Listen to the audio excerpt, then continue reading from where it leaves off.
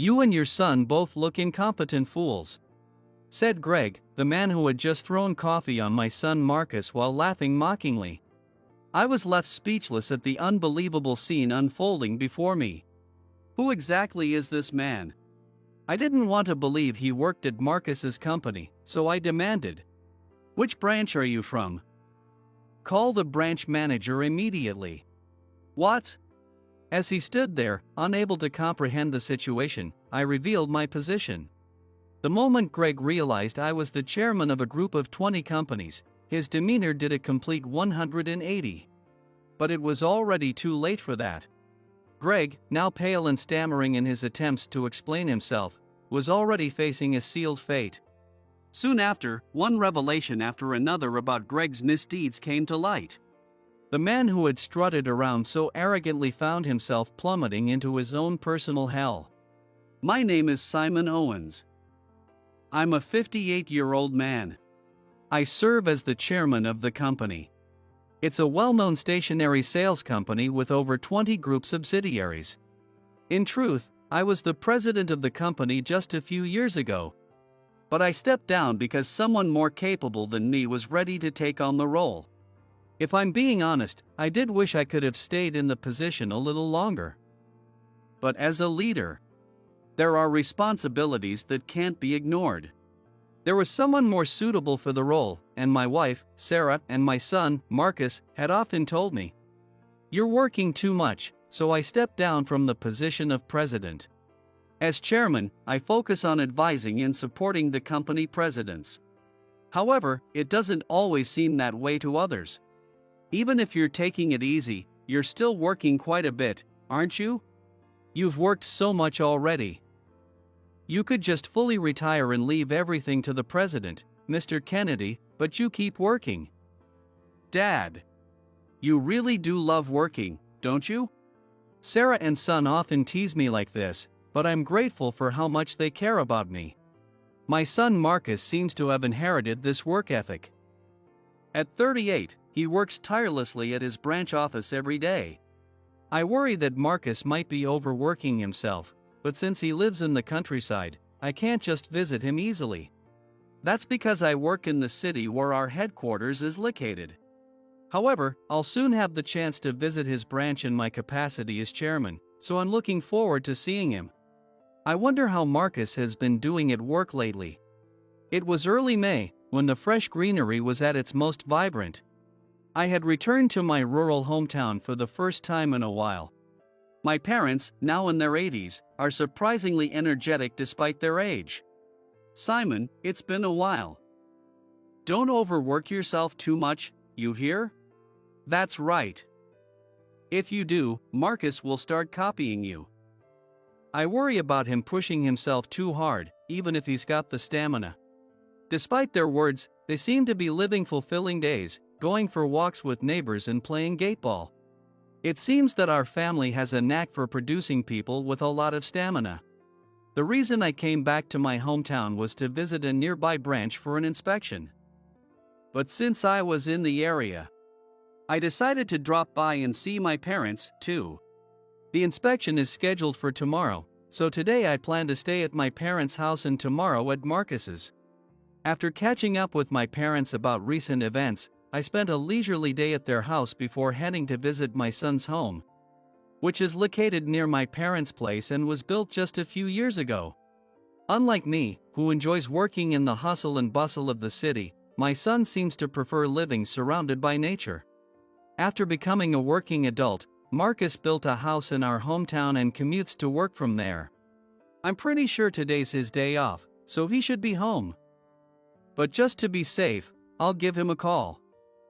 Even though it's my son's house, I can't just walk in unannounced. Leaving my parents' house, I walked the short distance of about 10 minutes, muttering to myself along the way. Taking out my phone, I tried calling both his home and his cell, but he didn't answer. Maybe he was busy with something. When I arrived at his house, I saw Marcus getting into a car parked in front of the entrance. I called out to him in a loud voice. "Marcus, how've you been?" "Dad? What are you doing here?" Marcus stared at me in surprise, his face filled with confusion. I had told him a few days ago about the branch inspection and that I'd be coming back to the hometown, but it seemed he had completely forgotten. "Didn't I tell you? I mentioned I'd be coming back today." As we talked, it seemed Marcus finally remembered. "Oh, right. Was that today? Sorry, I've got plans now." He checked his watch with a slightly awkward expression. It was supposed to be his day off, but Marcus was dressed in a suit. Perhaps some urgent work had come up. Well, it can't be helped. "I'll just wander around the area for a bit." "Yeah, I should be back by evening." "Sorry again." I wondered what he was heading off to do, but I decided not to pry and simply watched him leave. Marcus got into his car and quickly disappeared from my sight. His complexion looked a bit off. Was he really okay? Later, after wandering around the local area aimlessly, I headed back to Marcus's house, timing my visit to match his expected return. When he finally came home, he looked utterly exhausted. After being let into his house, I couldn't help but feel uneasy about his daily life as I took in the state of the room. Items were scattered everywhere, and there were piles of trash lying around. "It seems like you haven't been cleaning much. There's dust piling up on the shelves, and your desk is covered with stationery. Have you been too busy with work?" Seeing the pens and other supplies from our company carelessly tossed around filled me with a strange unease. Perhaps it was because I saw parallels between the products I nurtured and the son I had raised. Lost in thought, I barely noticed when Marcus changed into casual clothes. He'd traded his suit for an apron and was now making a simple stir-fry. However, his movements were sluggish, clearly affected by fatigue. "It's just been a bit hectic, but I'm fine. Anyway, I'm hungry, so I'll make dinner. You don't have to go out of your way. Wouldn't it be better to rest if you're this tired?" I voiced my concern, but Marcus didn't stop cooking. "It's fine, really. Besides, I've already started cooking, so if you don't stay for dinner, it'll go to waste." "All right, if you insist." Reluctantly, I agreed and began tidying up the scattered items on the living room table. A few minutes later, I sat with Marcus, eating the freshly prepared stir-fry and rice while watching TV. How many years had it been since I last shared a meal with him? Even though we only exchanged casual conversation, I felt a deep joy reconnecting with my son after so long. Afterwards, I watched Marcus clear the table and do the dishes while I idly stared at the television. The news was covering an issue about harassment by superiors in the workplace. On the screen, a male expert with a serious expression was expressing concern for employees in vulnerable positions. When bosses make unreasonable demands, it can be incredibly hard for regular employees. Using power to harass subordinates is unacceptable. Ideally, employees should feel comfortable raising an SOS, but the more serious ones tend to internalize their struggles. As the words echoed from the TV, my eyes wandered to the untidy room and then to Marcus's back. I couldn't help but wonder, was my son truly okay? Glancing at the corner of the room, my eyes fell on a calendar, crammed with handwritten schedules. The next morning, dressed in a suit, I headed to the branch office. As chairman, I had a scheduled inspection today, something I had explained to Marcus in advance. Since it was a weekday, I had hoped to head to the office with him in the morning, but it seemed he was busy.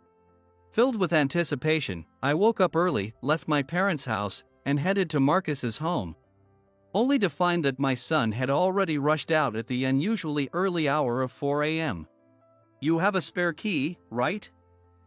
Feel free to relax here while you wait, but don't forget to lock up when you leave." I recalled his pale complexion as he walked out the door.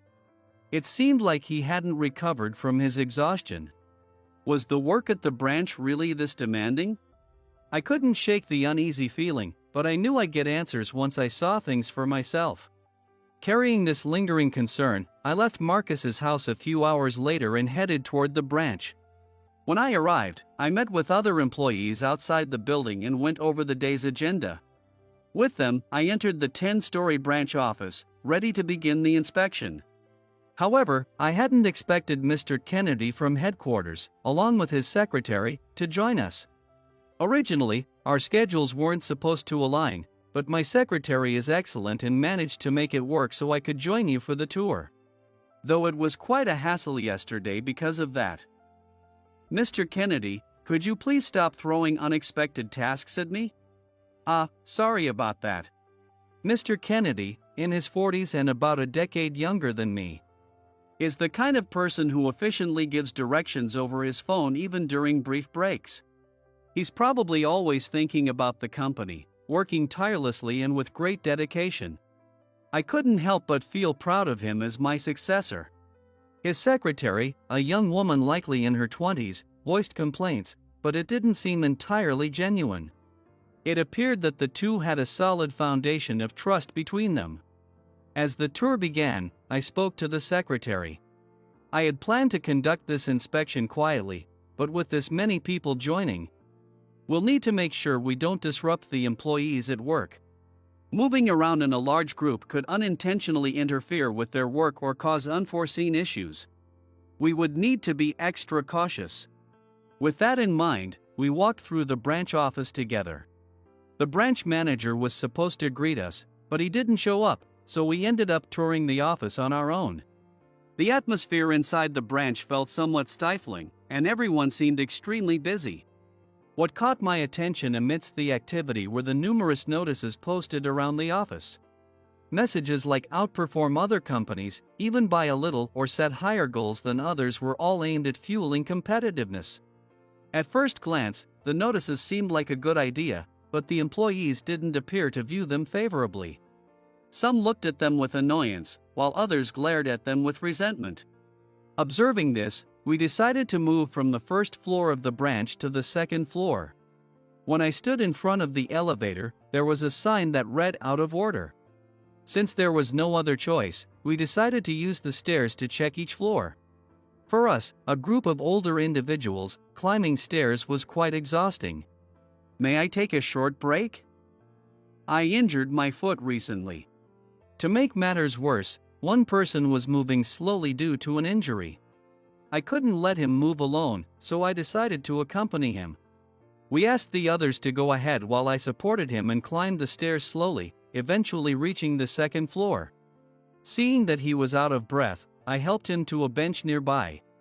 I noticed a vending machine close by and bought 2 cans of coffee. I thought it might ease his mind if we didn't just sit there doing nothing. I'm so sorry for causing trouble like this. Don't worry about it. I'm getting older myself, and climbing stairs isn't exactly easy for me either. As we drank coffee and chatted to keep him from feeling overly apologetic, 2 employees walked past us. You're absolutely useless. There's no one more incompetent than you.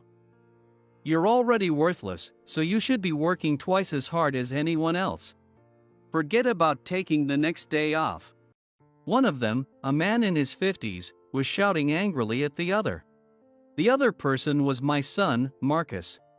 Marcus apologized with an apologetic expression, saying, "I'm sorry." Wondering what had happened, I called out to Marcus. "Marcus, what's going on?" Noticing me, Marcus looked surprised and exclaimed, "Dad. Don't worry, it's just a small mistake at work. I'm fine." Even so, no parent can help but worry about their child. The man resting nearby glanced over at us with an awkward expression and spoke up. "Should I step away? I've rested enough, and my foot is fine now." "You must be worried about your son. Are you really okay?" "I'm sorry, but please don't push yourself too hard." Understanding the situation, he thoughtfully left the area, looking back with concern. Though I was still a bit worried about him, my attention quickly returned to Marcus. Just as I was about to ask for more details, a man nearby let out a disgruntled remark. "Who the hell is this guy?" "That's my father, Simon." "And Dad, this is..." Before Marcus could finish introducing the man, his words were cut off. "Hi, I'm Greg." He introduced himself with an air of arrogance. "So this old man is your father? I can see the resemblance. Greg sneered as he approached, reaching out toward me.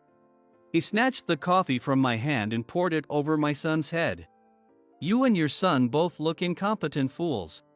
The sudden act of violence left my mind blank. It was an unbelievable sight. While my anger as a father burned inside me, as the chairman, I knew I couldn't ignore what had just happened. So, I spoke to Greg directly. Which branch are you from? Call the branch manager immediately. What? The reason I asked was simple. I couldn't bear the thought of someone like him working for our company. I hoped he was just a temporary worker from another branch. Tell me the name of the branch where you work and the name of your branch manager. Acting all high and mighty, what the hell are you even talking about? He stared at me blankly, clearly not understanding the situation. It seemed he hadn't realized who I was. I cleared my throat and revealed my identity. I am the chairman of this company. With a group of 20 companies under us, I don't expect you to recognize every executive's face. I won't fault you for not knowing me. But I cannot overlook harassment against our employees. So, will you tell me your branch manager's name? I don't particularly like emphasizing my position. But in this case, there was no other choice. I couldn't let Greg's actions slide. When I explained this, his face turned pale. I had no idea you were Mr. Owens. Please forgive my rudeness. He bowed deeply, his voice trembling. Greg pulled out a handkerchief, perhaps intending to clean up Marcus, but I stopped him with a gesture. Marcus, I'm sorry about the coffee. Are you all right? At this point, Greg's attempts to show concern were meaningless. I didn't want him touching my son. Please don't lay a hand on Marcus. I asked Marcus if there was a shower room nearby. When he nodded, I escorted him away to get cleaned up, leaving Greg behind. Make sure to dry your hair thoroughly so you don't catch a cold. I know, Dad. Do you have any idea how old I am? Marcus chuckled wryly as he walked away. Greg, left behind, wore an uncomfortable expression. Now, about my earlier question? Well. I fixed him with a stern expression. Greg mumbled, his mouth moving wordlessly, but no coherent response came. Greg, if you don't want to talk about yourself right now, that's fine. But in that case, I'd like to speak with the person in charge of this branch. Where are they? They were nowhere to be seen when we arrived. When I introduced myself at the reception desk earlier, I was told the branch manager was too busy to meet us. I assumed they were out handling urgent matters, but it seemed that wasn't the case. Do they have some unmissable business elsewhere? Greg hesitated, his eyes darting around before whispering in a barely audible voice. That would be me. What? What did you just say? I am the branch manager of this office. Hearing those words, I was so shocked that I couldn't find the right words to respond. A branch manager behaving this way, spewing such insults and pouring coffee on an employee's head? What on earth was going on with the working conditions at this branch?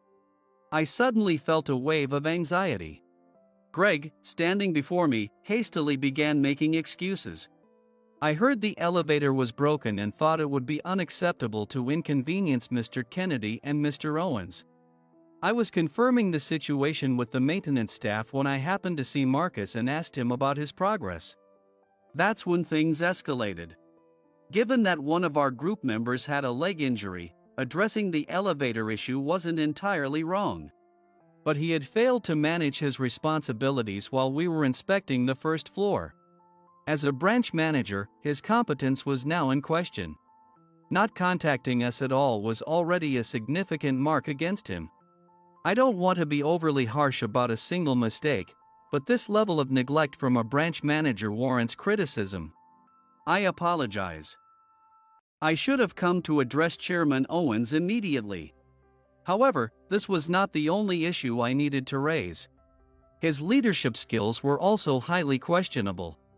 I recalled the earlier scene with Marcus. Thankfully, the coffee wasn't too hot, but if it had been, Marcus could have been severely burned. Have you always treated employees this way? Such behavior is utterly unacceptable for someone in a leadership position. Greg trembled as he bowed his head. You're absolutely right. I deeply regret my actions and sincerely apologize. He loudly apologized to me, but I couldn't bring myself to trust his words. For now, I want you to focus on assisting Mr. Kennedy and the others. Don't worry about me. Yes, sir. After I gave my instructions, I watched as Greg hurriedly left the scene, clearly nervous. I then headed to find Marcus. In the branch's shower room, Marcus had cleaned himself up and was now wearing one of the spare suits provided by the office. I borrowed a meeting room and spent several minutes speaking with him. During this conversation, I approached Marcus not as his father but as the chairman of the company. Marcus, as chairman, I need to ask, what kind of harassment have you endured? There's no need to protect the branch manager. Sitting in a chair, Marcus looked down. Well. Marcus seemed hesitant to speak, his words faltering. Was he being threatened by Greg? Even if you've been silenced, I need you to have the courage to speak up for the sake of the company. When I said that, Marcus looked at me with an apologetic expression. It's not that. I just didn't want to make you worry, Dad. It seemed he had kept quiet out of concern for me. Perhaps this was the consequence of me prioritizing work and putting Marcus on the back burner. Marcus might not blame me for it, but that only made the guilt weigh heavier on me. Thinking back, even his behavior the day before had seemed strange. Maybe I should have pressed him further at that time. This is for the other employees, too. Please, can you tell me what happened? I placed a hand on Marcus's shoulder and looked at him seriously. Finally, Marcus gave in, letting out a sigh of resignation before speaking. Greg has been forcing us to work long hours. Marcus then began to recount the various wrongdoings Greg had committed. It seemed Greg had imposed extremely unreasonable working conditions on the branch employees, routinely requiring them to work on their days off. Overtime was considered normal, and some employees even worked past midnight.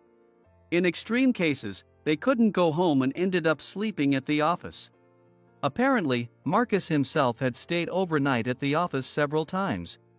They even told us, you should be grateful for the rewarding work, and didn't pay us for our overtime. That's a serious issue. Yes.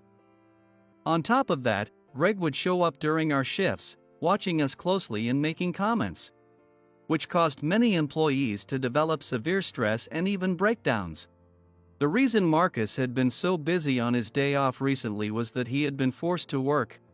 Realizing this, I decided that Greg could no longer remain in his position. Once this inspection was over, I would need to speak with the HR department. For the time being, I discussed the situation when I met with President Kennedy and the executives on the top floor. They were outraged upon learning about the terrible conditions at the branch. I can't believe something like this has been happening in one of our branches. This is unacceptable. Should we adjust our plans, Mr. Kennedy? Yes, we'll need to discuss this with HR. A grim fate awaited Greg, who had been guiding Mr. Kennedy and the executives around, but I felt no sympathy for him. He brought this upon himself. Greg would face an appropriate investigation and the consequences he deserved. However, before addressing that, there was someone else I needed to reprimand. After returning to Marcus's house together, I said, "Why didn't you tell me?" Then, Marcus looked at me with an apologetic expression and said, "Sorry, Dad. Even though you stepped down as president, you love working hard, don't you? I didn't want to trouble you. Besides, I thought I'd be fine since I'm still young and have the energy. Marcus is much more physically robust and healthier than I am. Perhaps he thought it wouldn't be a problem to push himself to some extent. However, even if you think you're fine, fatigue inevitably builds up. You've been looking pale both yesterday and today. If you push yourself too hard, it might be too late by the time your body gives out. It's important to rest before you feel overwhelmed. Don't forget that. Yeah, okay, Dad. After I firmly spoke to him, Marcus reflected on his actions and began preparing dinner with a dejected demeanor. However, given everything that had happened during the day, I decided to cook instead. Hearing about the situation, my parents brought over a large amount of prepared dishes, which was a great help. That evening, we had dinner together at Marcus's house, the first time in a long while that we were all together. Dad, Grandma, and Grandpa brought coffee, too. Do you want some? Sure, I'll have some. But I'll make it myself. You just sit there and eat your meal. The atmosphere in the living room was still somewhat subdued after the day's events, but a news report on TV lightened the mood slightly. It covered a story about employees at another company who had suffered harassment from their boss but had found the courage to stand up against it. Hoping their situation would improve, I felt my resolve strengthen. I decided to do everything in my power to improve the working conditions at this branch. I stayed in the area for another 2 days before returning home. Since it coincided with a holiday, I planned to use the time to relax a little. During that time, I even came up with an idea for a new product, reminding me how important rest truly is. However, an unpleasant incident occurred during my stay. For 2 consecutive days, Greg had been loitering around Marcus's house. Despite being explicitly warned by Mr. Kennedy and me to stay away from Marcus, he came to see him in an attempt to protect himself. Apparently, he had been trying to silence other employees to prevent them from revealing more about his actions. Please, Marcus. Don't say anything more. I don't want Mr. Kennedy or Mr. Owens to get the wrong idea. Greg, who had come to Marcus's house, said this while bowing his head.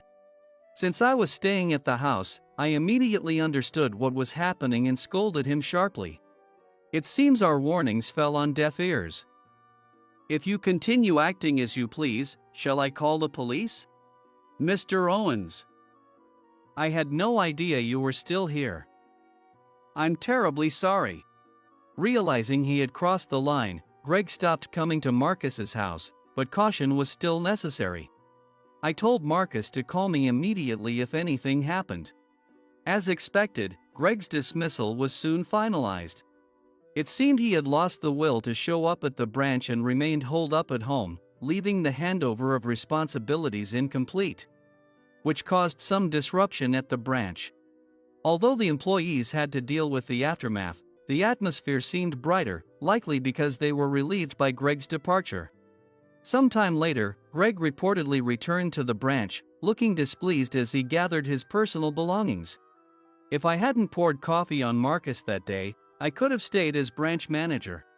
He reportedly muttered these words, but I couldn't agree with his sentiment. Greg lacked the ability to lead a branch. Even if I hadn't been present that day, it was only a matter of time before he would have been demoted or dismissed as his misconduct came to light. Simply dismissing him wasn't enough, so a detailed investigation into Greg's actions was conducted. It was revealed that his excessive demands on subordinates stemmed from his vanity. Don't let those rival companies beat us. Don't make me look bad. If you fail, I'll be the one laughed at. He had often said things like this to his employees. Apparently, he had been ridiculed by another group's branch manager for poor performance, which drove him to try and forcibly improve his branch's results. The competitive notices I had seen plastered around the office were likely a result of this pressure. After his dismissal, Greg quickly sought a new job. Thanks to connections within his family, he managed to find another position swiftly. But he couldn't shake off his arrogant behavior as a former branch manager. Recognized as an overbearing newcomer at his new workplace, he was disliked by other employees and quit within a month. I saw him in town the other day. He looked gaunt and was walking with a defeated expression. Marcus said this during one of our phone conversations. On the other hand, it seems that without Greg, the branch employees are now thriving. Marcus mentioned that he has been able to properly rest on his days off. Getting a good night's sleep has cleared my head. I hadn't felt this refreshed in ages. I've realized how important proper breaks are. You were right. Dad.